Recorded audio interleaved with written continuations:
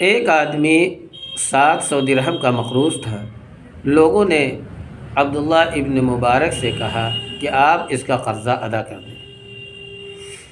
انہوں نے منشی کو لکھا کہ فلاں شخص کو 7000 درہم دے دیے جائیں۔ یہ تحریر لے کر مقروض ان کے منشی کے پاس پہنچا۔ اس نے خط پڑھ کر حامل رقعہ سے پوچھا کہ تم کو کتنی رقم چاہیے؟ اس نے کہا کہ میں 700 کا مقروض ہوں اور اسی رقم کے لیے لوگوں نے میری سفارش عبداللہ ابن مبارک سے کی ہے۔ منشی کو خیال ہوا کہ عبداللہ ابن مبارک سے بھول ہو گئی، غلطی ہو گئی، وہ 700 کے بجائے 7000 لکھ دیے ہیں۔ منشی نے حامل رقعہ سے کہا کہ خط میں کچھ غلطی معلوم ہوتی ہے، تم بیٹھو، میں ابن مبارک سے دوبارہ معلوم کر کے تم کو رقم دیتا ہوں۔ اس نے عبداللہ ابن مبارک کو لکھا کہ خط لانے والا تو صرف 700 درہم کا طالب ہے اور آپ نے 7000 دینے کی ہدایت کی ہے، کہیں آپ سے بھول تو نہیں ہو گئی؟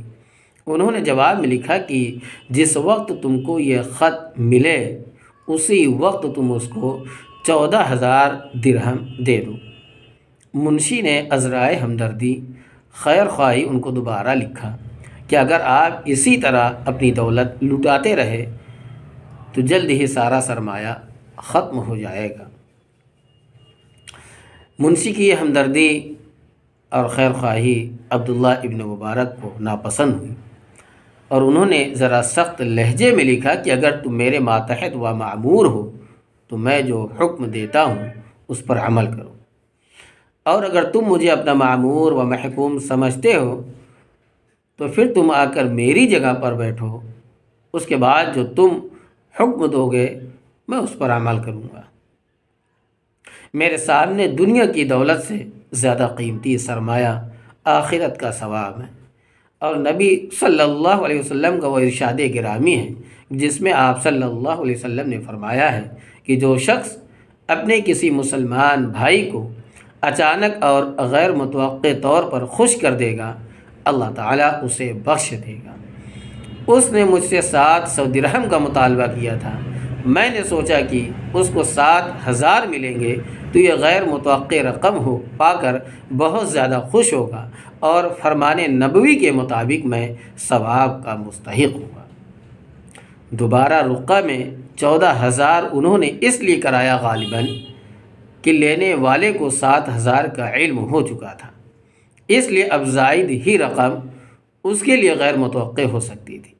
یہ تھا ہمارے اللہ والوں کا عمل کہ اللہ کے نبی کی باتوں پر کس قدر عمل کیا کرتے تھے کہ اپنی ساری دولت ختم ہو جانے کی ذرہ برابر کوئی غم اور ٹینشن نہیں لیا کرتے تھے۔ لیکن اللہ کے نبی محمد صلی اللہ علیہ وسلم کی باتوں پر ایسا یقین اور ایسا ایمان تھا کہ ان کی باتوں پر، ان کے قول پر اس قدر مضبوطی سے عمل کیا کرتے تھے کہ چاہے ان کی ساری دولت لوٹ جائے اس کا کوئی غم نہیں تھا۔ اس لیے میرے عزیزو، اپنے مسلمان بھائیوں کی مدد کرو اور اچانک مدد کرو، ان کو خوشی جو پہنچے وہ اچانک پہنچے تاکہ ان کے دل سے آپ کے لیے دعا نکلے اور اللہ تبارک و تعالیٰ بھی ہم سب کی مغفرت فرمائے۔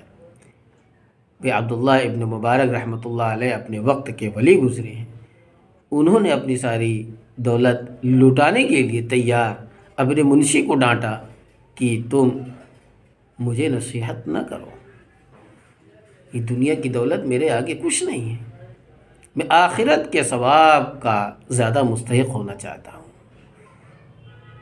اللہ ہم سب کو عمل کرنے کی توفیق عطا فرمائے۔